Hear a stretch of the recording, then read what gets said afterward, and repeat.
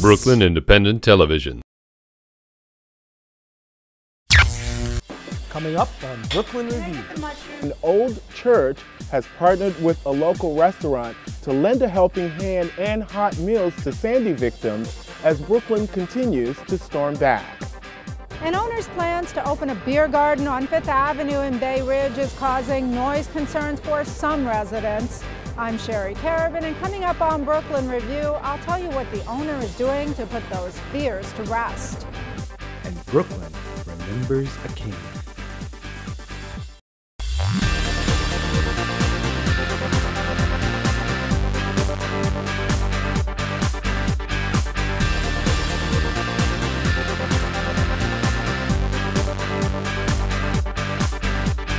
Welcome to Brooklyn Review. I'm Brian Vines. Thanks for joining us. The Reverend Dr. Martin Luther King Jr. himself couldn't have ever dreamed that his own Bible would be used to swear in America's first black president for his second term in office. But that, of course, is just what happened on the day when the nation pauses to honor Dr. King and his legacy.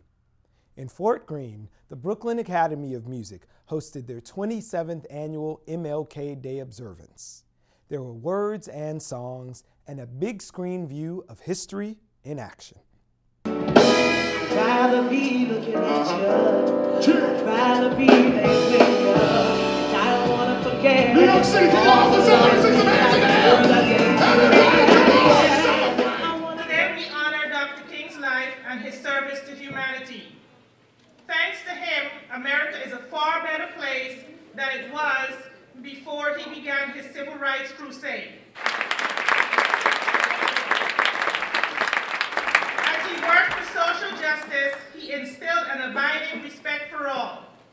As parents and Brooklynites, it is our responsibility to instill in our children a deep respect for others, compassion, and a keen sense of right and wrong.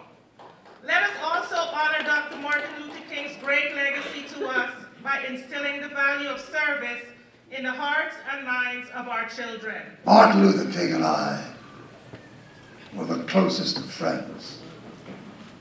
He came and he asked me to serve him as an advisor, as a strategist, as a companion in a journey that he had accepted for himself that troubled him. Not that the idea that he should lead people deterred him. It was how and where he would lead them to that was constantly his preoccupation. What made America whole? What gave America great promise during the time that he lived with us? Martin Luther King had America at his back. He had a black movement. He had black institutions. He had a courageous church. He had right was on his side. Each year we come together to commemorate Dr. King's legacy and reaffirm our commitment to everything he stood for. And this year is particularly momentous because in a few minutes we will witness the swearing in for a second term of our one and only, our nation's first black president, Barack Obama. Please raise your right hand and repeat after me. I, Barack Hussein Obama, do solemnly swear. I, Barack Hussein Obama, do solemnly swear. That I will faithfully execute. That I will faithfully execute. The office of President of the United States. The office of President of the United States. And will, to the best of my ability. And will, to the best of my ability. Preserve, protect, and defend. Preserve, protect, and defend. The Constitution of the United States. The Constitution of the United States. So help you God. So help me God. Congratulations, Mr. President. On this day, we celebrate Dr. King's birthday. We celebrate the inauguration of our president's second term. Let us resolve, let us make this rule for ourselves. No one shall any longer make profit from our oppression. If we can stop the profit machine, we can change the game. That each and every one of us be responsible for stopping the machine. Let's stop the machine. Brooklyn, New York, Brooklyn, New York, it's a special day. Brooklyn, New York. Brooklyn, New York, we celebrate Obama and MLK. I said Brooklyn, New York. Brooklyn, New York, are y'all with us out there? Come on! I said Brooklyn, New York. Brooklyn, New York, are y'all with us out there? All right, ladies and gentlemen, we've been joined by the choir. You all know with help that we can overcome anything, can't we? We can get through anything together. Because that's how we stand up and sing this with us, ladies and gentlemen. Come on. Please stand up and sing it with us, because we shall all overcome. Come on. Come on. We shall overcome.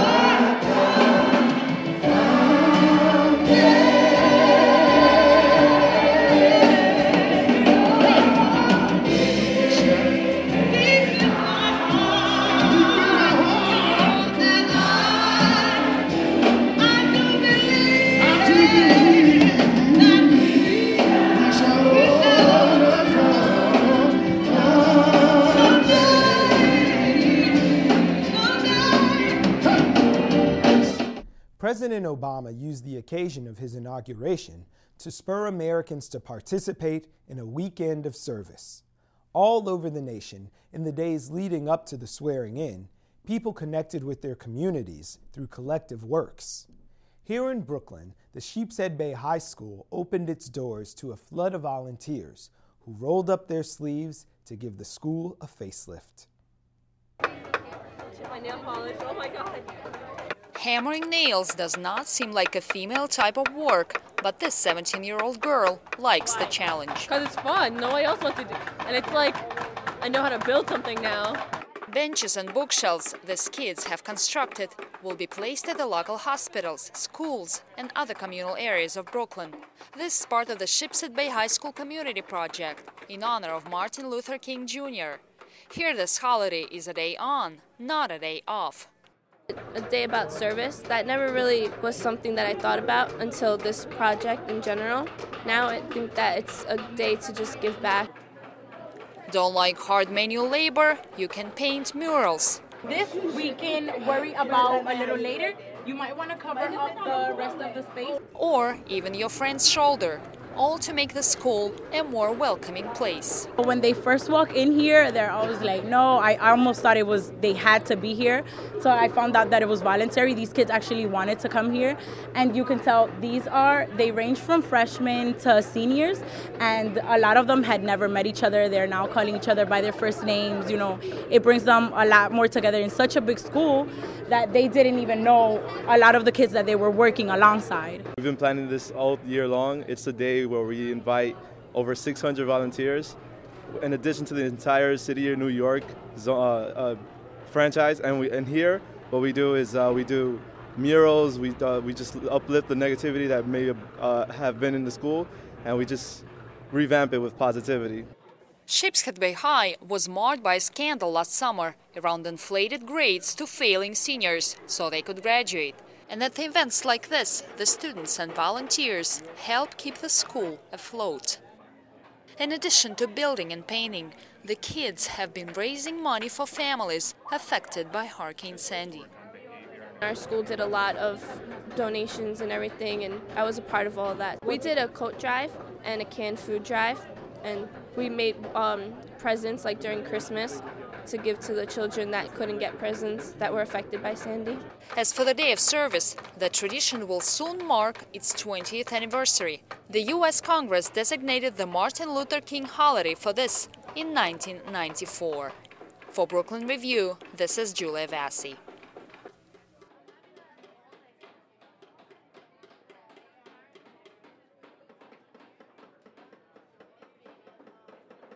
Continuing on the theme of service, in Park Slope, a historic church has joined forces with a popular restaurant to create the Sandy Relief Kitchen. We visited the church where a group of volunteers were busy preparing hot meals and collecting canned goods for delivery to Brooklyn residents in the hardest hit Sandy zones. Reporter Fred Brown was on site at the church to lend a helping hand.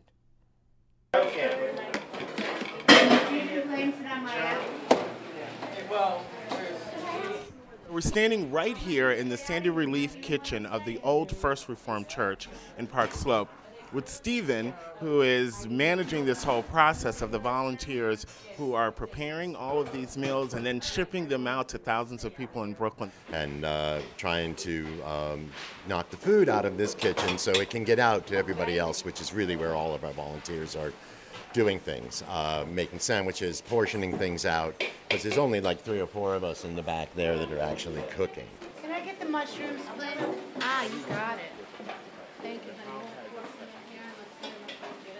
For me, it's actually, I think, a great opportunity to get in, and like I said, there it was, the opportunity to actually contribute in a way that normally when one of the disaster like this happens, you're not on the spot enough to do it. And it's really the first time that I've been able to do something like that for as long as we've been doing this now, because the need's still there.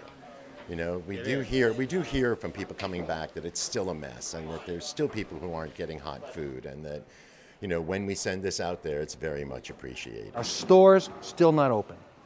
There are groceries that can't be delivered. There are people who cannot get to the food they need to feed their families. And there are buildings and burners and boilers and electric heaters and furnaces that are not working. So that camera is full and ready to get out of here, right? Well, right after the storm, on November 1st, my friends and I decided we had to respond in some way, do what we could to help out. Realized very quickly that people were going to need food and hot drinks and sandwiches and things. And I own a restaurant, and we were able to do that. So we set up in the backyard at Two Boots on our outdoor patio. We set up some tents, and we just started cooking food. And we had friends that had gas in their cars, because at that time it was a big gas crisis. And they were able to bring the food to the locations that needed it.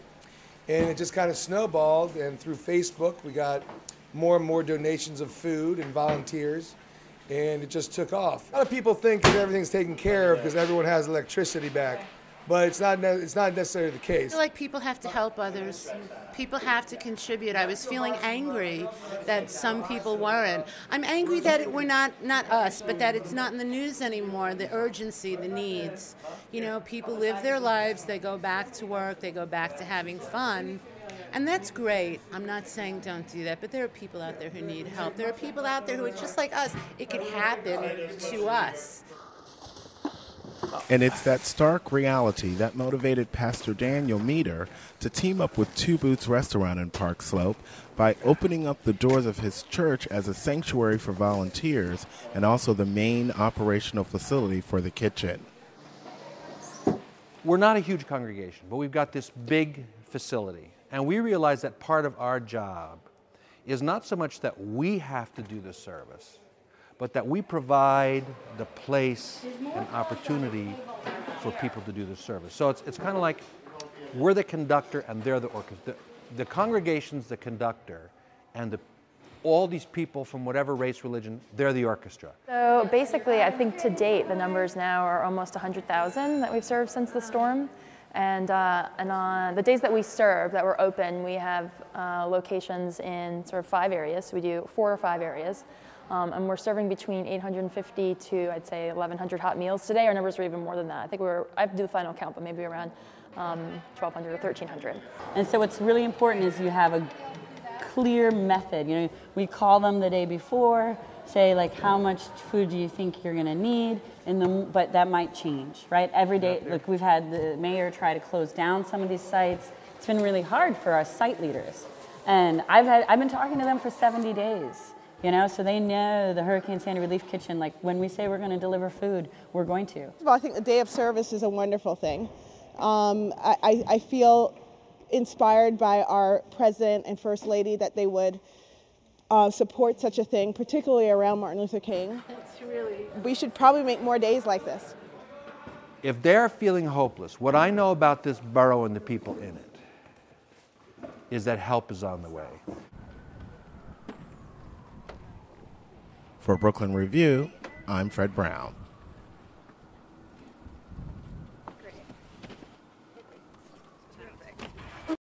Bay Ridge has traditionally been known for its bars and restaurants, so news of another one on the horizon may not seem out of the ordinary. The difference in this case is that the owner is opening a beer garden in a former locksmith store, and it's being called the area's first hipster bar. This has some residents who live nearby fearing all-night noise and rowdy bar patrons.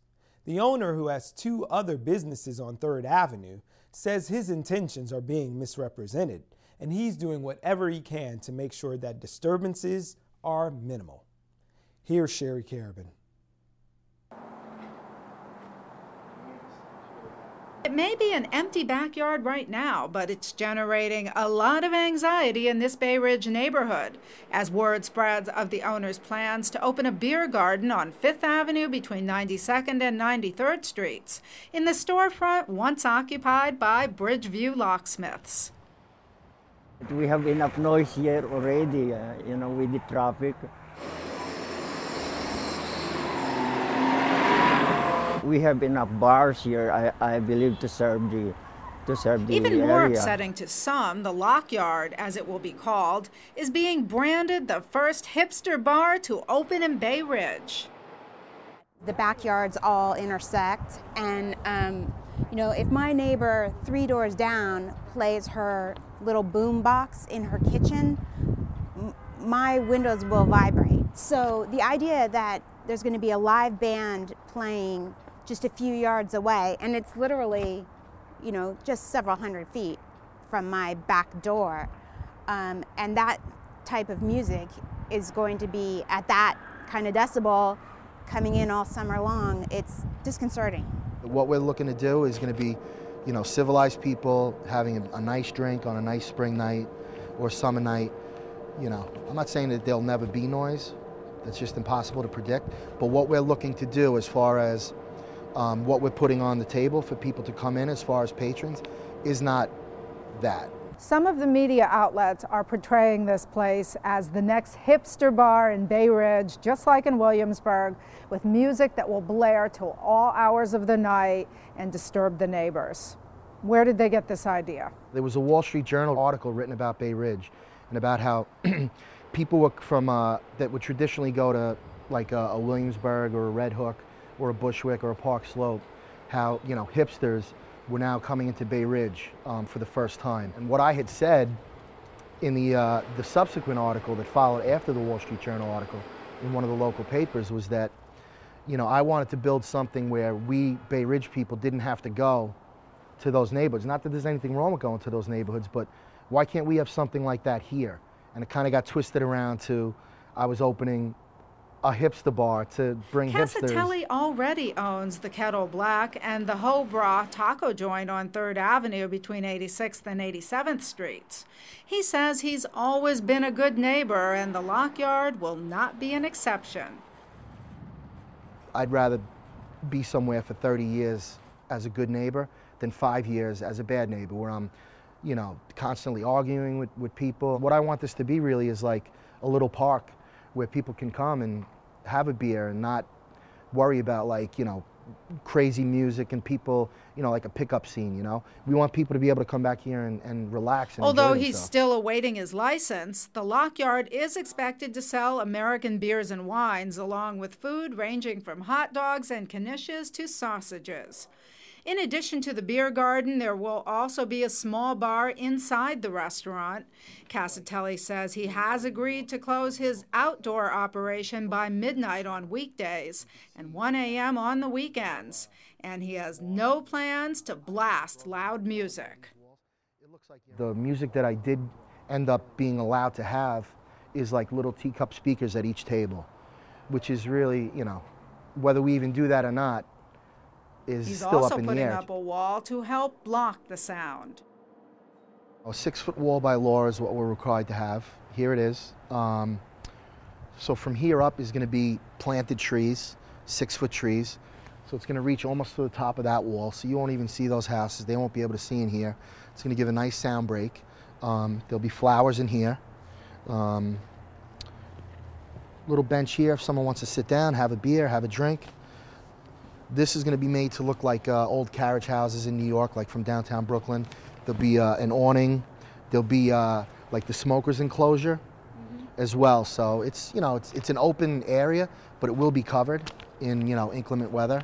I hope it helps rein in the sound, but you know, it's literally, what, 300, 250 feet away. But at the same time, you know, the gentleman's in the business of running a bar. You know, right now he's talking about a beer and wine outdoor patio thing, but that easily is going to become a liquor license and a nightclub. And we just had an assault with a vehicle 2 blocks away at the lounge right by the Prince Hotel. says while the lockyard might not generate similar problems, it could lead to a drop in her property value, a lack of parking, as well as rowdy bar patrons who disturb the peace and publicly urinate in the streets. The lockyard is expected to open in late spring or early summer. Currently, there is a petition going around to try and keep that from happening. Casatelli says he plans to meet with these residents in the near future to try and put their fears to rest. I believe in Fifth Avenue, I believe in this area, and I believe that the people are going to enjoy what we're doing. You know, I just want them to know. Reporting from Bay Ridge, this is Sherry Carabin for Brooklyn Review. Each year for one night, the New York City Department of Homeless Services and a team of over 3,000 volunteers head into the streets in the dead of winter from midnight to 4 a.m. to participate in the Homeless Outreach Population Estimate, also known as the HOPE Project. In Brooklyn, hundreds of volunteers checked in for training session before heading out to canvass parks, subways, and other public spaces in search of the unsheltered, who might need a warm place to lay their heads. Oh, this is around this way? I don't know how we cut over to. I'm not going to administer the survey to people who are on their way in or out of the subway station. All right, good evening, everybody. Good evening. My name is Ellery Gillette. I work for the New York City Department of Homeless Services. And first of all, I would like to thank you all for coming out here tonight. We really appreciate your help in doing the Hope Count. So behind us, we're seeing a couple hundred volunteers who are coming from all over the city to come help do a count of how many homeless people are out on the street tonight. We do this count once a year, essentially to see how many chronically street homeless are on the street so we can tailor our outreach services in the appropriate areas. Okay. So before I go through the training manual, we got to make sure that we stay in contact throughout the night. You should all have a sheet that has my phone number on it.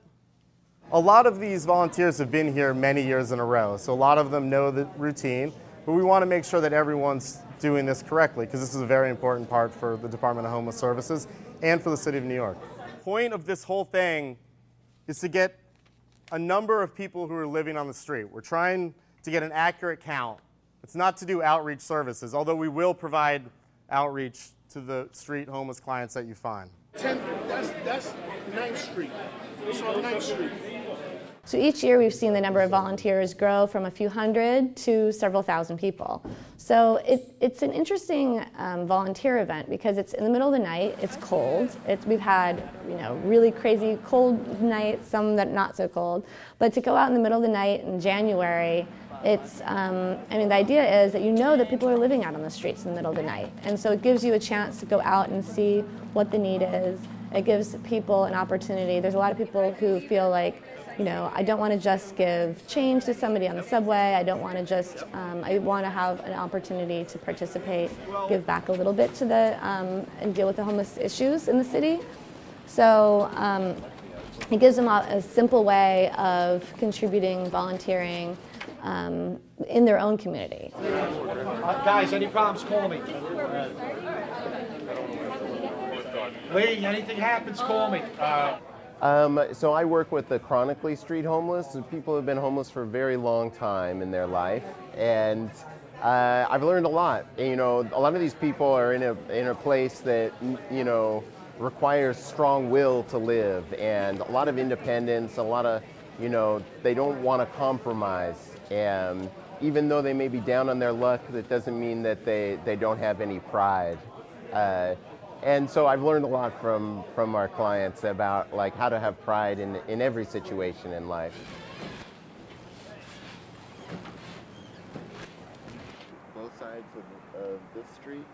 and around to one I think people are doing it because they feel like they see homeless on the subways every day. They're walking by people on the street asking for change, and they feel like they want to be able to do something beyond just, they feel like this is a big issue and they want to do something. And it gives you an opportunity to come out one night and be a part of something a little bit bigger than just one person.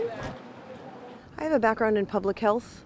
I think my reasons are that, but also maybe more personal. I have a 9-year-old, and he has been noticing homeless people on the street since he was probably about 5 and asking questions about it. And I feel like if a 5-year-old is noticing that there are people who need houses, then boy, we really have our work cut out for us. I am hopeful. I think that we can reduce homelessness to be just a short-term crisis condition instead of extended chronic class of our society, which it really shouldn't be in the richest country of the world. Maybe you guys give us one more sheet just in case.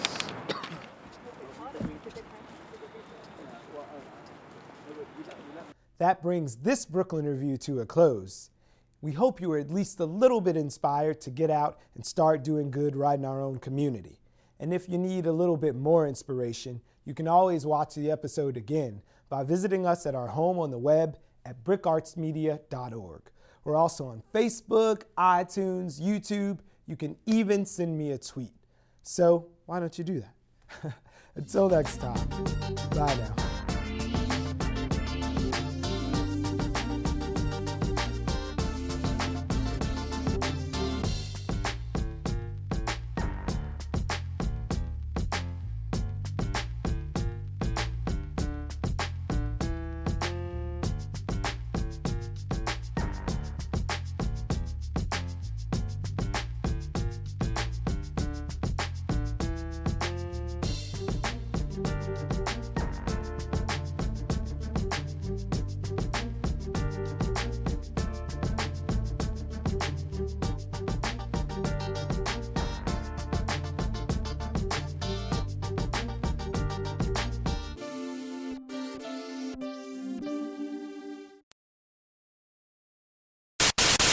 Watch this and other Brooklyn Independent Television episodes online at bricartsmedia.org/BIT.